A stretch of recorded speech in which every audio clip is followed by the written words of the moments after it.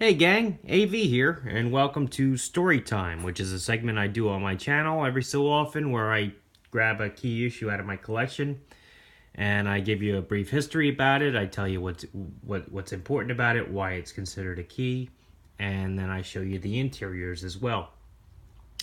And today we're going to be having a look at The Amazing Spider-Man number 129, which, as everybody knows, is the very first appearance of a major player in the Spider-Man universe, the Jackal, with also the first appearance of the Punisher, just thrown in there for fun.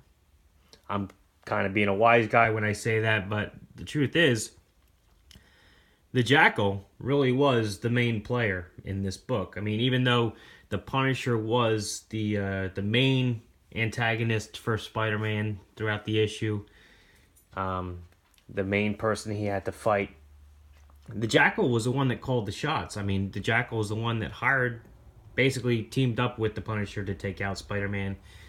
The Jackal ended up double-crossing the Punisher because he was trying to get rid of both of them. The Jackal was a recurring character in the Spider-Man title for, I think, 10, 15, 20 issues afterwards.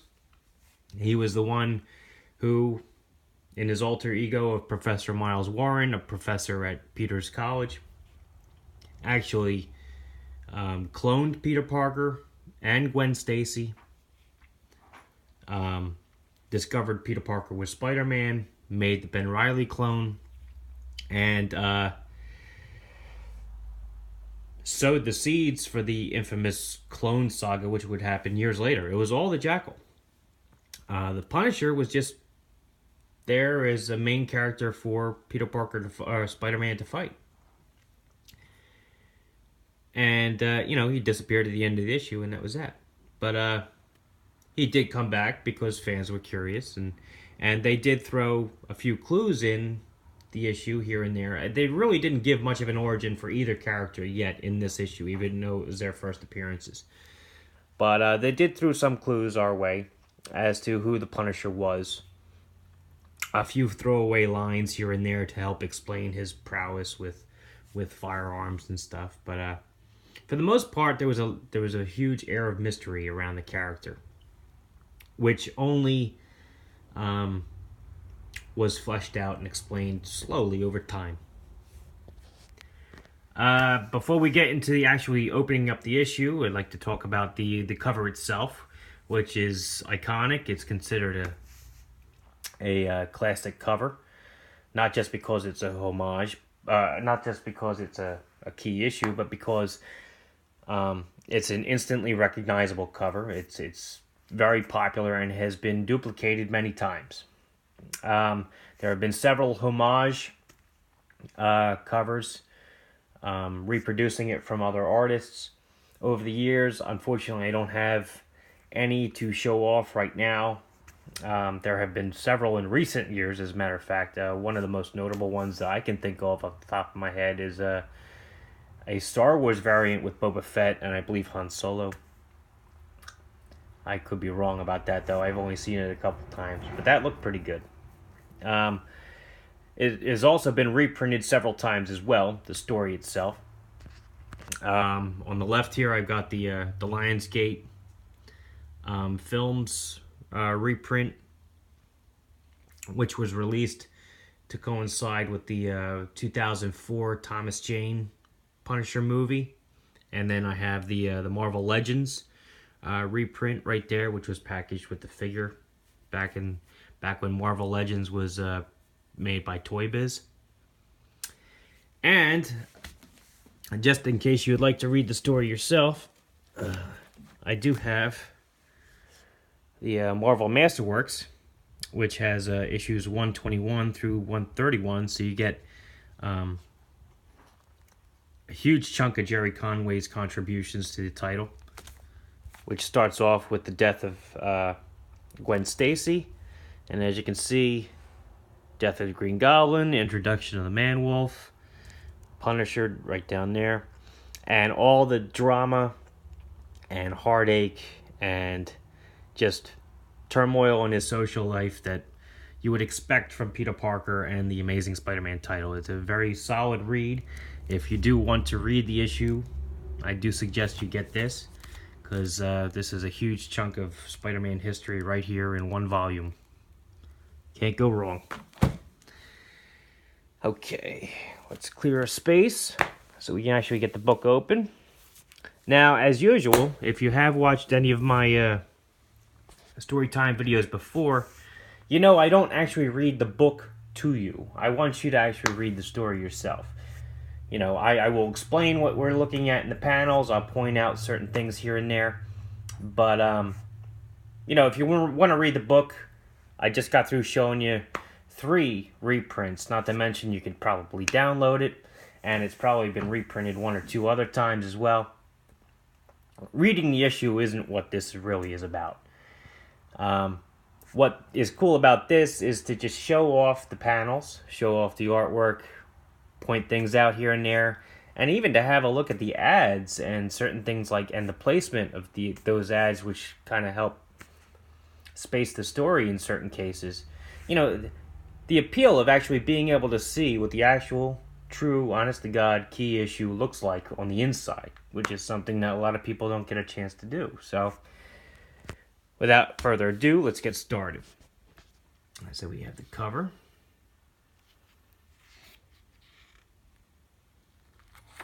We open it up. Inside ad to help you bulk up because guys were a little too skinny back then. We got the opposite problem now, which always cracks me up when I see these ads because I know I wouldn't mind being skinny. So, all right. Stan Lee presents The Amazing Spider-Man. Scripted by Jerry Conway. Artist was Ross Andrew. Inkers D. Hunt and Giacoya. I'm probably butchering that.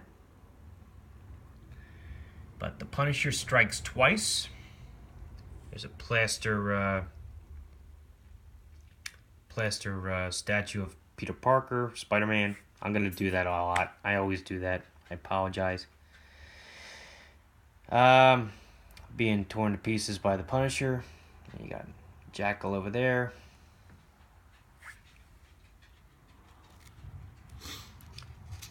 Definitely a attention grabber for the opening splash page. They're discussing how they have to take out Spider-Man. There, I did it again. I'm not... Sorry about that, gang.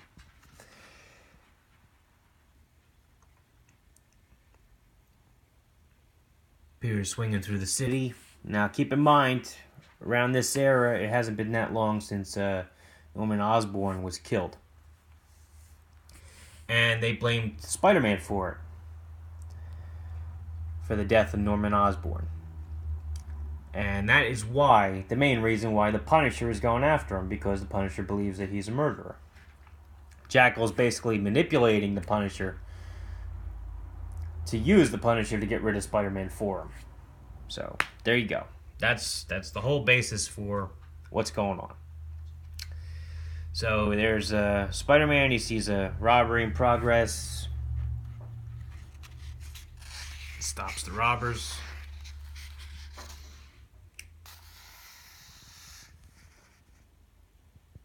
$111 coin kit for $2.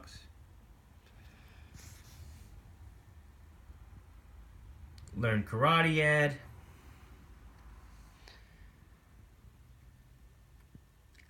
Glamorous ice cologne and cream sacket worth $6. Mine for free. Ooh. By Blair. I don't know who their target audience was, but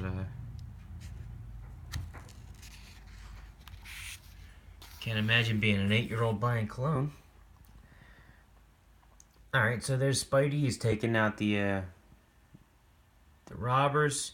They actually tried to cut a deal with Spider-Man because they think he's a crook too. The whole city thinks he's a crook.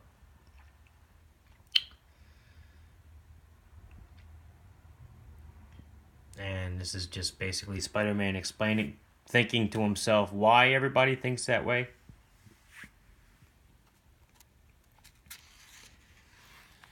Oh, another ad. A record club. Yeah, could you imagine buying 6 albums for $1? They're like $30 now for a brand new album.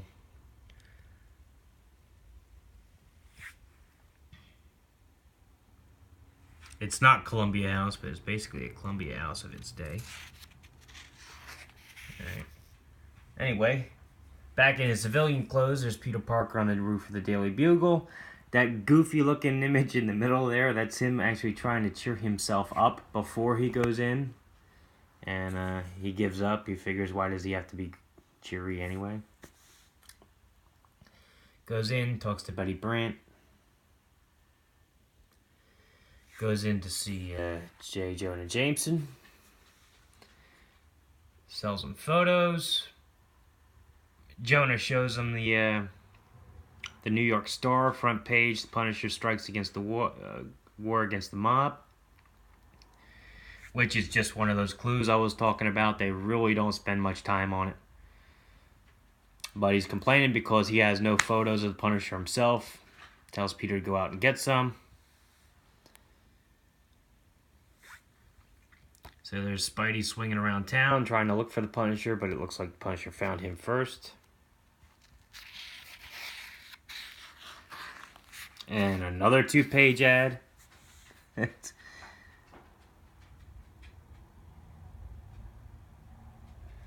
Costume jewelry.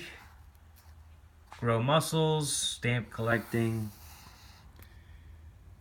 Free $1 million cash for nothing. Wow. That'd be nice. Comic books for sale. Indian head pennies. A lot of interesting stuff.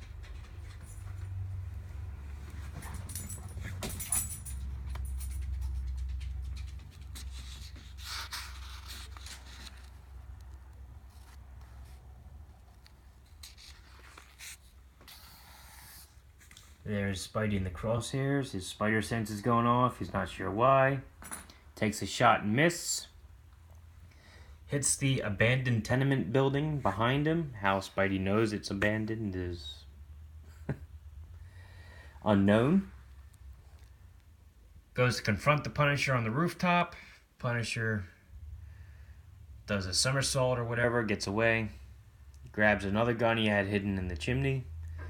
That gun fires a harpoon with a titanium cable, I believe it was. Yep, titanium alloy. Ensnares Spider-Man. Punisher starts giving him his sob story, which gives Spider-Man all the time he needs to break free. Now here, Spidey knocks the hell out of the Punisher, sends him sprawling into that chimney, knocks a few bricks loose. Now, if he hit the Punisher that hard, you know, the Punisher should have been crippled by then, but, you know, that's just me. Turns out the Jackal's hiding in that chimney, making sure the assassination goes off without a hitch. Realizes that Spider-Man's about to win, so he runs up and actually slashes him in the back of the head with his claws, which, if I'm reading it right, actually has like some kind of electrocution property to them. Sends Spidey into a tizzy, I guess. He stumbles off of the building. Manages to send out a web line. Saves himself. Goes back to the roof. Everybody's gone. Buddy finds a gun. And the gun has the mark of the guy that invented it. Goes back to his apartment. Starts talking about his woes.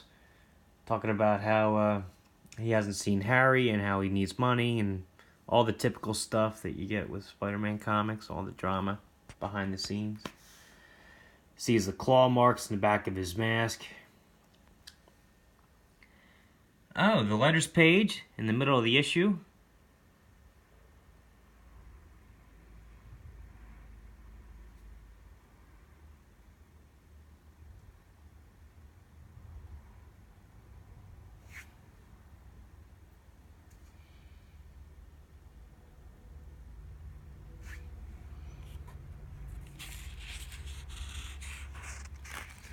Another 2-page ad. Locksmiths, karate and judo. Have your poems set to music.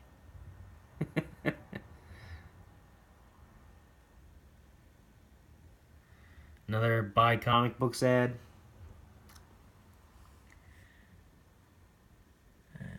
Make money at home. You can train to be a veterinarian. And back to the story. There's Spidey sewing his mask back together. Again, talking about Harry Osborn and how he hasn't seen him in a while. There's Harry lingering outside. Here's Peter talking to himself. Decides not to go in because at this point Harry knows that Peter Parker is Spider-Man, and he knows that he had something to do with his father's death, and he's gearing up to become the next Green Goblin. He's going off the deep end right now. This is when he starts to go off the deep end for the first time, actually. There's Professor Miles Warren outside the college talking to Mary Jane. Now, we do not know that he is the Jackal yet, but he is still a recurring character in the title. We just don't know that he's a villain yet. Mary Jane's outside. There's the Punisher, pissed off at the Jackal for lashing out at Spider-Man and causing him to fall supposedly to his death. He didn't think that was a just way for the guy to die. Like a bullet to the head would have been more justice, I guess, in his mind. So they have more or less a falling out.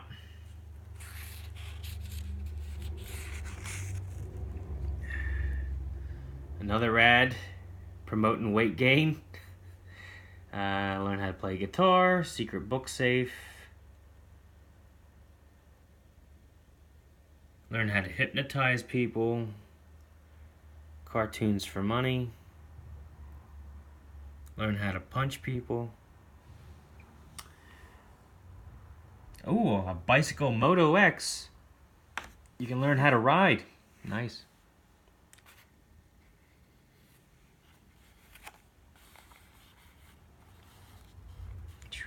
Look at the color difference. Man, this is what they mean by off-white pages. But, you know, say what you will, I miss the Baxter paper, man. The hell with that new stuff. This actually, even though it changes color, it holds up better. The other stuff gets warped and everything too easy. Anyhow, back to the story. They have a falling out because of the way Jackal handled that first confrontation with Spider-Man. Spider-Man decides to follow up his lead, goes to the workshop to confront the guy that made the gun for the Punisher. Punisher sees him going in there. He's waiting outside, decides to follow him in. Spidey finds the guy that created the gun. I believe he's referred to as the mechanist or the machinist. Finds him dead. Punisher comes in, sees Spider-Man with the dead body of the guy, assumes Spider-Man killed him too. Start to fight. And here we go. Says stay in soapbox. Value stamp.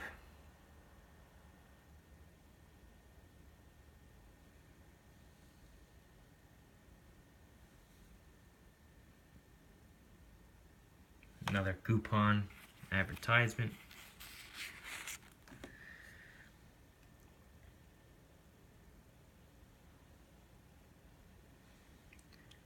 They're fighting some more.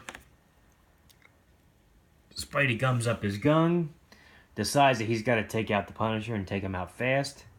So he literally pulls no punches and just knocks him on his ass.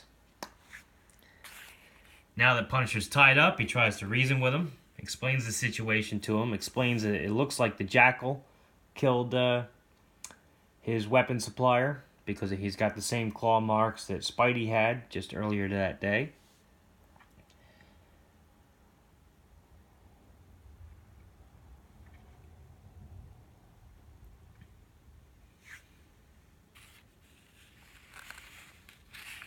They have a truce.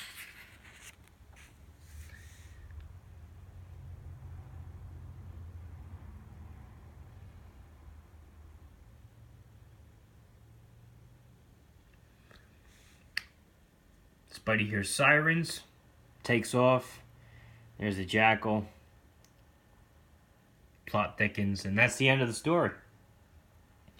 Here's the inside back cover. Drafting kit. Become a high-paying drafter. Books on how to do it. Mechanical drafting.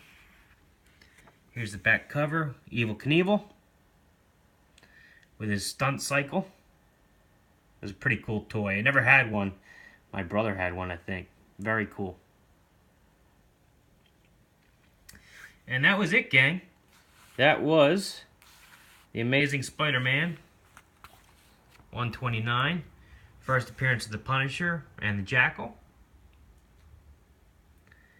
I hope you enjoyed this segment of story time. Hopefully I have another one up soon.